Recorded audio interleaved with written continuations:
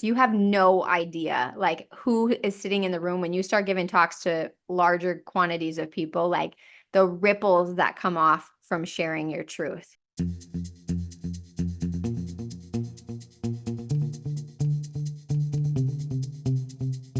Hello, and welcome to Build Your Remarkable Practice podcast. This podcast is dedicated to chiropractors who are in the seasons of launching and building their practice. Join myself, Dr. Lona, and my co-host, Dr. Bobby, as we have conversations each week as it relates to building the practice of your dreams. And remember, you can have a remarkable practice as part of a remarkable life, not instead of one. We're here to lead you on the way. What's up, team? Welcome back to the Build Your Remarkable Practice podcast with the amazing Dr. Lona Cook and myself, Dr. Bobby Lajasovic, where we are continuing today on the topic of workshops. Lona, last week we spoke a lot about, just getting your act together. You've got the idea now. Book your first workshop in.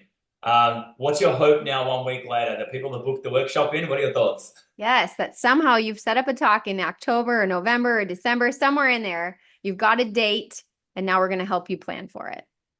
Yep, spot on the mark. So you heard it here first. So if you're listening to this episode, guys, 1 week later, I hope that you've taken action on what we said last time. Because one of my lines, Lona, in every single workshop that I say, and it comes from the heart, and I'm going to use the same line right here now. And that is this. I said this literally last night we had a workshop. And that line is, so guys, if you walk out of here tonight, or if you walked out of last week's episode and said, you know what, that was such great information. That was amazing information. And, you give me a virtual pat in the back, or Lona a virtual pat in the back, or in my workshop last night, you come up to me and say, thank you so much. I will feel as though I have failed you. Okay. We do not want tonight to be great information that just in 7 days you've lost 93% of. Okay. Instead, my hope for you tonight is that tonight or last week was a transformation for you. And the difference between a transformation and great information is taking action. So at the end of tonight's workshop, we're going to give you an opportunity. We're going to give you an opportunity to transform your lives and the lives of all those around you. But it only happens if we take action. And so my line is the same right now in the podcast, guys. If you haven't booked your workshop, like Lona said from last week, that's the first thing I want you to do. I want you to pause the episode right now. Okay, I want you to pull out your calendar if it's safe for you to do, or if you're not driving the car. And I want you to have a look where in October, November, right, or even very, very early December is it adequate for you to do a workshop. Because success is reserved for the action taker, right, Lona? Right. And don't get too in your head about, is it the right day of the week? Is it the right time? This is part of learning your own area. Like, pick a date, stick with it, pick a time, and you can always change your next one to a different date. Exactly. I'll make it easy for you. Tuesday, Wednesday, Thursday evening. Just pick one. There you go. Love it. Lovely. All right. So you're a master at this. I want to know how this happened. So obviously I watch you speak at a lot of events. I watch you speak at our live immersions as well, Lona. And one of the things that you see with speakers is they have this process of being able to get ready for a workshop. So today we want to talk about how, once you've decided you're having a workshop, how do you mentally start to get the preparation process underway? Does it start how much before? How do you overcome those barriers of, am I an expert in this? Do I know what I'm talking about? Do people want to listen to me? Who am I to speak on this subject or topic? So it's the headspace and the mind space behind successfully executing workshops. That's the starting point. Before in the future, we're going to go through the systems of it. So Lona, I'd love to hear your take and thoughts on this. Yeah. So you gotta choose a topic that you do feel convicted around. And maybe if you're like, I don't know if I feel convicted around anything. Well, hopefully you have conviction around chiropractic, like conviction around that people are healthier coming into your office than people who've never found your office, right? And conviction around a healthy nervous system and understanding what we know, and many of us, how we choose to make our healthcare decisions and maybe our family's healthcare decisions because of being chiropractors.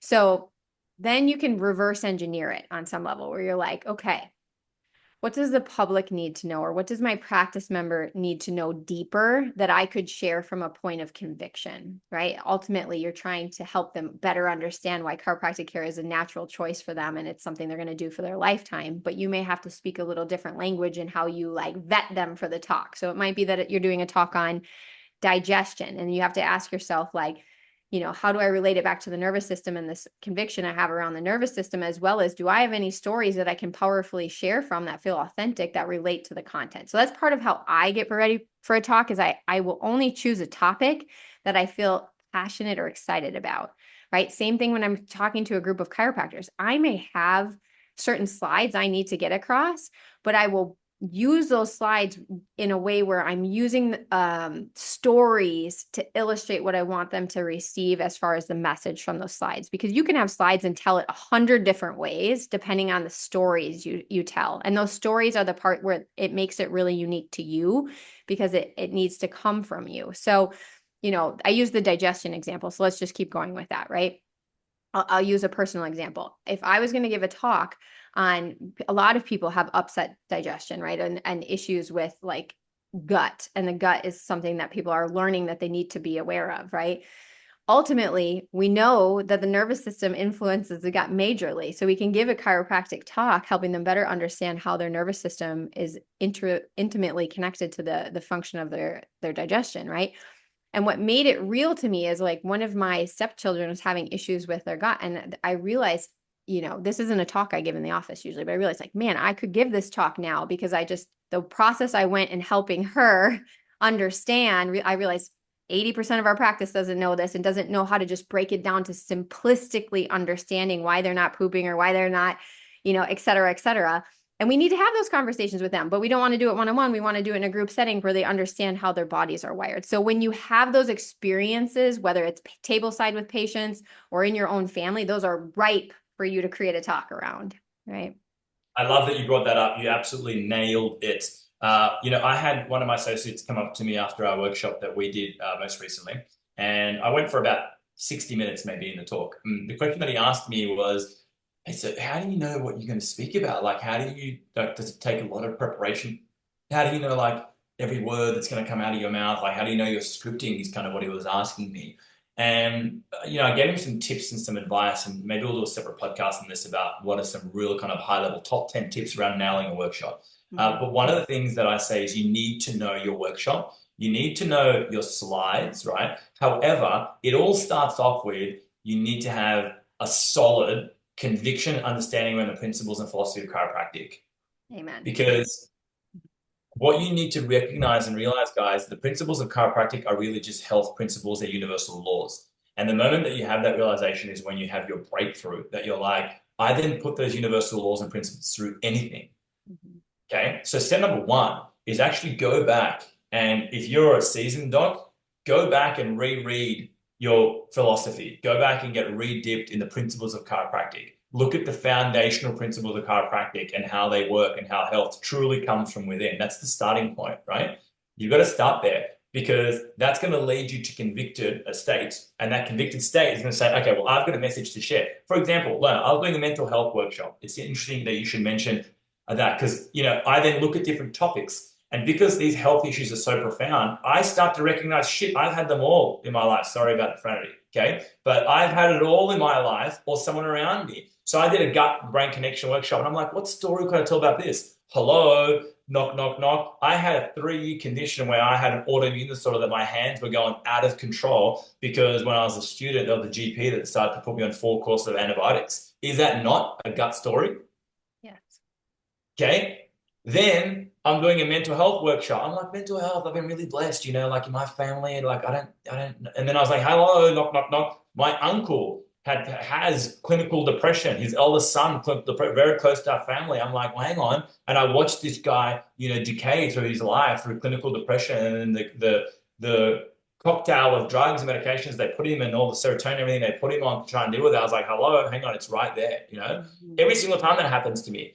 I'm like, well, hang on, you don't have to look far before you find something. You've got a story that you pull out of it. But the reality is that you've got to make sure that your conviction on the topic is 10 out of 10. But if you truly understand the principles and the philosophy of chiropractic, you quickly realize that your conviction gets to 10 out of 10.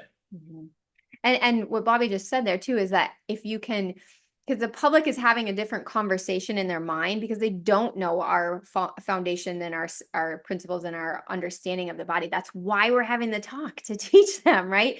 So you may have to craft the title of the talk that gets them interested where they say, oh, I need to come to this, right? Because they aren't necessarily going to sign up for a talk that's like chiropractic 101, right? I'm glad you Even said though we that. wish that they would, right? So, yes. Yes, please do not talk your I call your talk, Chiropractic 101, Introduction to Chiropractic, Advanced Principles of Chiropractic. You just leave the chiro out of it, all right? Now, it's infused with chiropractic principles. We get that. We know that, okay? But, people aren't online Googling chiropractic care for gut issues, okay? Now, the principles behind what we do absolutely, helps massively with that kind of stuff and other things too. But it starts off with your understanding of philosophy. Okay, so then talk to me about the mindset. So preparing now for a workshop. So you've selected a topic liner, and now you really want to kind of build your conviction around that topic. And maybe if you're again in the academy, you've got the slides, you just take the slides out of Body Signals, right? There's other resources to get the slides. So that makes your life a whole lot easier, I know. But talk to me now the process of like mentally getting ready specifically, what goes on upstairs inside of the mind of Dr. Lona before a workshop, days leading up to it. And then we're going to go into like hours leading up to it and then right before the workshop, right? Okay. This is a very weird habit, but I'm going to share it because you might be thinking I'm too busy to prepare for a talk, right? And I'm going to tell you you're not. You just have to get crafty, like a mom gets crafty. And so, moms are like, oh, I get home and you're juggling everything, right? So it's like, oh, I'm not going to practice at home likely. But when I go on a run, I always think my neighbors probably think I'm crazy, right? I want to know my talk so well that I can like run and talk it out loud, even if the slides aren't in front of me. So, and that's how I know when it's coming from my heart and my purpose is I can literally be running my dog and talking to myself what I want to come through in my talk, right? That's So, so funny. I did the exact same thing. yeah, I love it. I also do it when I'm driving, right? So if you are commuting, it's a beautiful time to be practicing your talk, right? And if you have to, like have your phone up and, have it on your dashboard where at least you could see, some of your slides if you need to like learn them. But learn your slides enough to know what's coming in what order.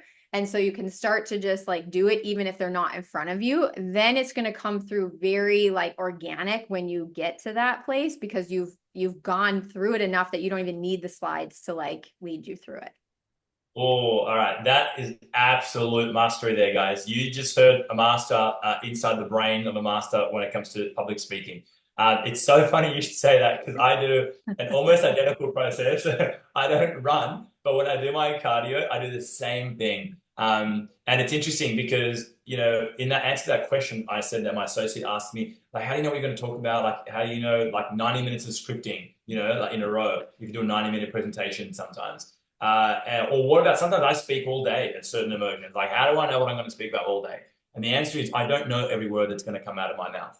However, when you've done that process, like let's say you have a 60-minute workshop, and a 60-minute workshop is usually going to have between 40 to 60-ish slides. You need to, and I want to pre-frame this first. I want to pre-frame this first by saying getting it done, all right, is better than just not doing it. But if you want to get it done and do it freaking amazingly, these is tips from mastery, right? This is from both Lona and myself, who probably have collective, I don't know how many thousands of hours speaking, but these are mastery tips here now, guys, okay? So take note of this. This is worth taking a pen out and writing this stuff down. And that is, if you want to deliver a talk with mastery, you need to have mastery around the order and the sequence of your workshop. Each great workshop, what it does is one point builds on the next, which builds on the next, which builds on the next, which builds on the next, which ultimately leads to like the climax of the workshop, right?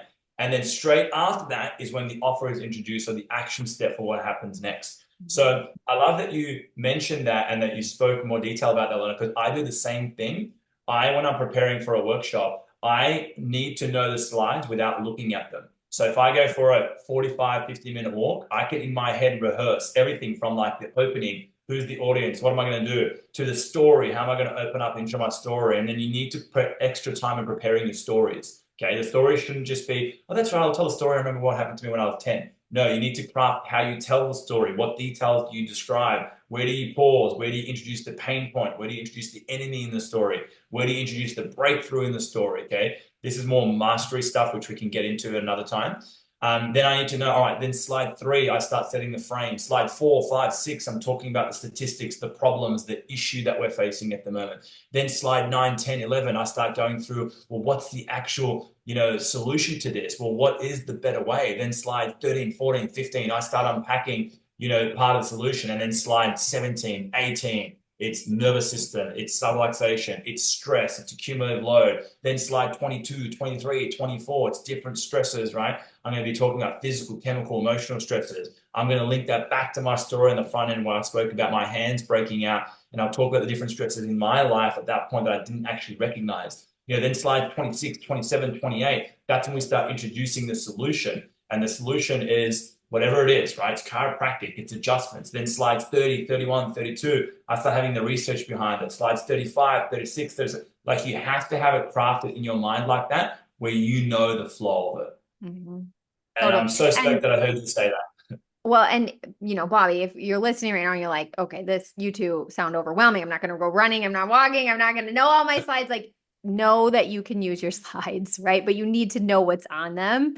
And the slides help you stay on track. So you're not swirling all over the place, right? And look, that's why I pre-framed it, Lona. I'd rather you do it and do it poorly Yeah. than not do it. However, if you're a fan of mastering, if you just rewind the last 15 minutes, guys, that's mastery. So if you want to get to that level, and remember, you don't get to that level straight away, but if you want to get to that level, there's absolute gold in the last 15 minutes. I would go back and re-listen to this over and over and over and over again. Literally, if I was someone that was trying to become masterful at public speaking. Remember, you can do a $50,000, $90,000, $100,000 round public speaking. And if that's something that's interest to you, re-listen to this episode. It's going to be a short, powerful one, but I would put this on repeat, no joke, 10 times over, because you know what will happen? It'll burn into my mind and I'll have a process of how to prepare for my talks. So good. And you guys, just think about this. You have no idea like who is sitting in the room when you start giving talks to larger quantities of people, like the ripples that come off from sharing your truth. I had an experience sharing where I was uncomfortable, very uncomfortable. And I shared an experience that I had. I was actually speaking to a group of chiropractors in London. Never met some of these people in the room. Came back home, back in practice, forgot what had happened in London, that I shared some of this stuff. And I started getting thank you cards in the mail from patients in London who the doctor had changed some of the protocol he was doing with these patients who had had stroke. And he, instead of taking the credit for it, he sent thank you cards to my office. And I tell you, it was the greatest experience of just realizing you have no idea the ripples that come off when you share from your heart and truth, right? You guys all are having this happen when you share one-on-one with people at your tables. Like, we just don't know. And so have the courage to have a bigger ripple by, setting up these talks. Yep, spot on. I love it. So I think you and I are on the same page in terms of our preparation process in the days. So we do that in the days leading up to a workshop, right? Sometimes I'll do that 1 week out, 2 week out, but definitely within 3 to 4 days of leading it, I want to know really my flow in my head without even seeing the slides. Okay, and that's going to help me mentally prepare. What about now going into the days and hours before the workshop? So I've got a workshop tomorrow, or I've got a workshop tonight. What are like those things that you do during the day, Lona, that really kind of helps you get in the right frame of mind to deliver the workshop that you're doing tonight or tomorrow night? Yeah. So I want to be clear. So I don't put like alcohol in my system right before I'm going to speak, as far as like the night before or anything like that. Like, I want to try and keep my system as clean as possible, because I do believe we're like a channel for information coming through, right? So I want to have a clear system. So I just say that because sometimes just you don't realize where you're sabotaging your ability to like be on purpose. As well as right before I will speak. So like an hour or two before I speak, especially if I'm like, let's say it's during a busy shift, I'm going to speak right after, or we're at a chiropractic seminar and it's busy and I'm going to speak in a few minutes. I need to go get myself just some quiet time for a second, where I just remind myself it's not my job to control the outcome here. My job is to like send it, basically, and to get in my own body, right? Like, I can only be me. I can't be Bobby. I can't be anyone else. Like, I can only be me. And if I do that anchoring process, I always come on stage with more of a like balanced nervous system than I would have if I stayed in like, oh my gosh, I'm coming up next, or oh my gosh, this is happening. So just breathe and get centered. For some people, it might be meditation. For me, I just have to remind myself that I need to take a few moments and just regroup for a second before I do it. Yep, I love that. Again, I do a very similar process. One powerful tool that's aided me a lot in life, and especially in public speaking, and this is a tool that's been proven over and over again through success stories that I read all over the place, and that is a tool of visualization. So I definitely visualize the talk. I visualize how many people are going to be in the room. I visualize what is the energy of the room. I visualize how I'm going to be at the front. Now I know my workshop because I've been rehearsing it in my head. I visualize how I'm going to be leading. I visualize my state, my posture, my tone, my energy, my body language. I'm visualizing what do I look like as an observer inside of that room. Then I also, leading up to it, exactly like you, Lona, I want to be left to my own. I get in the right state. For me, movement is really important. So I love to move. I love to jump. I like to jump onto a rebounder. And I'm focused. The emotion that I flood my body with is the emotion of love and conviction. I'm so convicted. And that nervous energy that I feel, I look at that as a good thing. I look at that as this is energy now that I'm going to take on the stage over there now, and I'm going to freaking explode. Don't look at that energy as letting it overcome you. Look at it as a good thing, means you care. And whenever I've spoken and I don't have that energy, it's my poorest performances. So I channel that energy in a positive way. I move. I love to get my spine active and moving around. Okay. Love to get adjusted if I can get adjusted. But I really, inside of my mind, already start flooding my body with those emotions of conviction and love. Love for everyone inside of the room. So I'm ready to rock and roll. And so good, Bobby. So good. Yeah. So that's the preparation process. So my team knows, like, leave me alone before the workshop. I'm going to be my own space. I'm going to be kind of getting ready to rock and roll. And yeah, I'm not going to be setting up chairs or doing whatever you need me to do. It's like, just leave me alone. I mean, you see me at a TRP immersion, right? Everyone's doing stuff. I'm usually opening an event. So just leave me alone. I'm in my own space, right? Preparing for the energy of the workshop and how it's going to work. So, that's the hours leading up to it. And then it's game time, right? When game time arrives, I just put a great smile on my face, flood my body with good, happy hormones. I look at everyone in the audience. I think to myself, this is like my mum, my dad, my brother, my sister, my daughter, my cousin sitting in the audience. And what would I want them to know? What message would I want them to get out of tonight? Okay, I visualize them taking action, how I want them to take action, and then rock and roll. Game time. Let's get out there. That's so good. And Bobby, you are masterful. I don't know how you MC for like a whole day and keep that state going. So now I know. That makes sense. Yes, now you know, right? That's the preparation process behind it. Yeah. So there it is, guys. That's the days all the way up to the hours leading up to a workshop. So you heard it here. So remember, don't let it overcome you. That energy that you feel, that nervousness, we feel it too. Okay? We feel it, but we do it anyway. And the reason why is because we channel that energy in a positive way. So proper preparation, I once heard, prevents something poor performance. All right. I won't say there's something, but you guys can connect the dots. All right. Proper preparation prevents something poor performance. So that's what you do in the days. And then the hours, that nervousness, that energy feeling is a good thing. Believe me, after the workshop, you will feel amazing. And I want you to message us and tell us how great you feel after that workshop. Okay? Awesome. Cool. All right, team, go back and listen to this. It's the headspace of workshops, because we're going to be talking more about workshops and how to leverage them and blow up your practice through them. So you want to be tuning into this episode particularly multiple times. Lona, thank you so much for your wisdom. Thank you so much for sharing with all our amazing tribe, because I know that was absolute gold. Yeah, right back at you. Until next week, guys, make sure you get that workshop booked in. See you guys.